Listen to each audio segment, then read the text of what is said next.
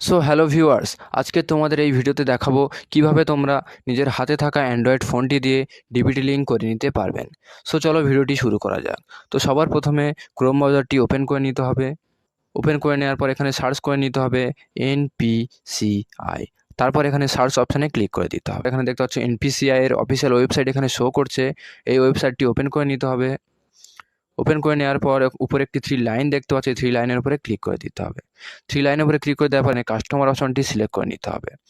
তারপর এখানে ভারত আধার setting enable base এই অপশানটি সিলেক্ট করে নিতে হবে। সিলেক্ট করে নেওয়ার পর এখানে আধার সেটিং ডিসেটিং অপশানটি সিলেক্ট করে নিতে হবে। তারপর এখানে আধার নম্বরটি বসিয়ে দেবে। তারপর সেটিং অপশানটি সিলেক্ট করে নেবে। তারপর তোমরা যে ব্যাঙ্ক অ্যাকাউন্টটি ডিবিটি লিঙ্ক করাতে চাও ওই ব্যাঙ্ক অ্যাকাউন্টটি এখান থেকে সিলেক্ট করে নেবে।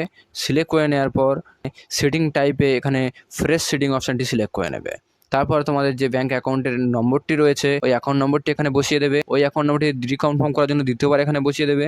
বসিয়ে দেওয়ার পরে এখানে এই বক্সটাকে টিকমার্ক করে নেবে।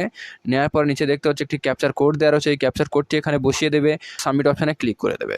সাবমিট অপশানে ক্লিক করে দেওয়ার সাথে সাথেই যে ব্যাঙ্ক অ্যাকাউন্টের সাথে ডিবিটি লিঙ্ক করাতে চাও ওই ব্যাঙ্ক অ্যাকাউন্টে ডিবিটি লিঙ্ক হয়ে যাবে 24 থেকে 48 ঘন্টার মধ্যে।